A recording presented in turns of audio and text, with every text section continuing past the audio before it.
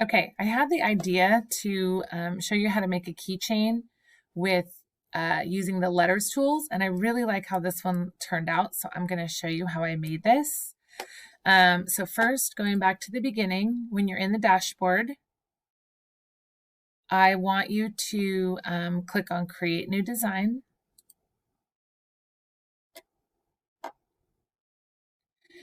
And I'm going to go down to the text and numbers tool. Actually, excuse me. First, you need to make sure that you're using the inches instead of millimeters. So you come down to Edit Grid, and we're going to change it to inches because that's what we use in the United States as a standard system. So Update Grid.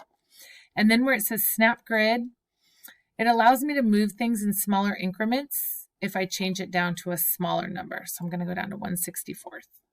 Okay, so now I'm going to drag in, I'm going to come up here to text and numbers, and I'm going to drag in the words for the letters for love, L-O-V-E.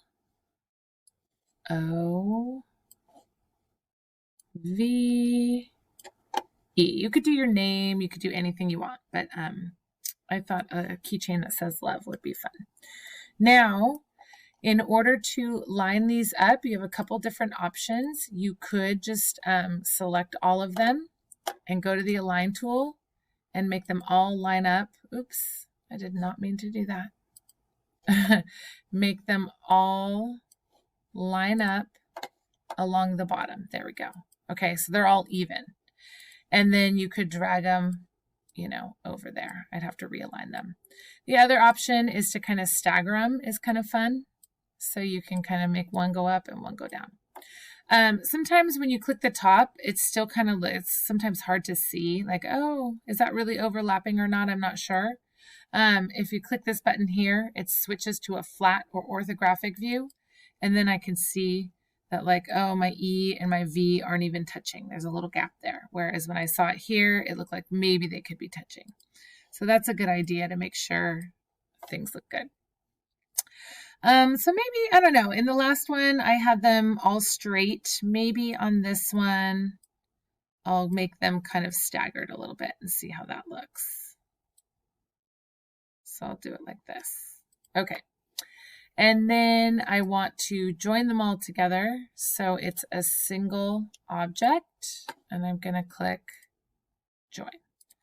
So there we go. That looks pretty cool. I actually really like that. And then the next idea I had to make a ring, I had gone up to the basic shapes and I grabbed this tube, this circle, and when I put it on there, it looked like "Oh, love." And I don't know, that just didn't really speak to me. So I decided instead I was going to make a loop out of a heart. So you're actually going to need a heart. And then you're going to need to copy it and make another one. So I press Control-C to copy and Control-V to paste. And then I've got to make this smaller. So I'm going to hold Shift so that it makes it exactly smaller. And that part is actually going to end up being a hole. But when I made it smaller, you can see it shrunk down lower. So I've got to raise it up so I can still see through it. Okay? I'm going to put it on there. Click the top button so I can see it. And I think maybe I need to make it a little bit bigger. So I'm going to hold Shift and just kind of make it a little bit bigger. Now, in order to make sure that it's exactly centered, I've got to select both of them. So I click, hold down Shift, click the other one, and I'm going to come to the Align tool, and I'm going to say align it in the middle this way, align it in the middle this way. And that looks pretty good. And now if I highlight both of them and click join, then the whole forms. So if I hold down Shift to make this smaller, I can join it to my love thing right here. Okay. Now, what if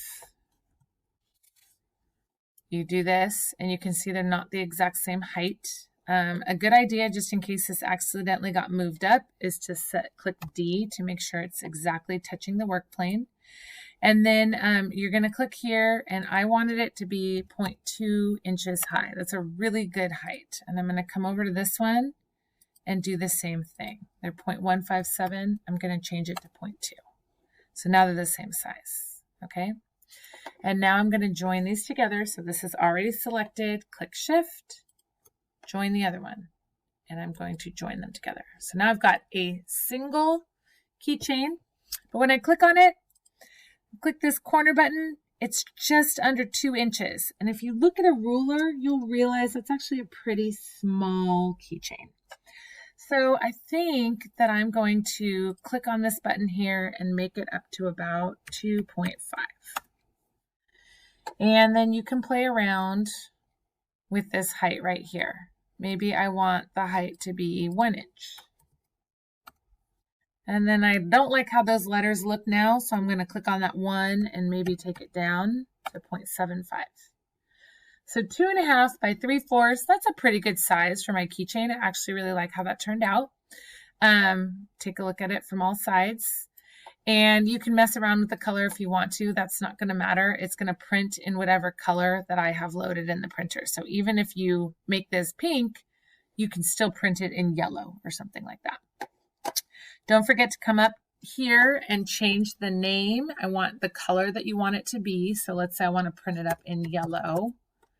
And I'll say keychain and, oh, excuse me, yellow, and your first and last name,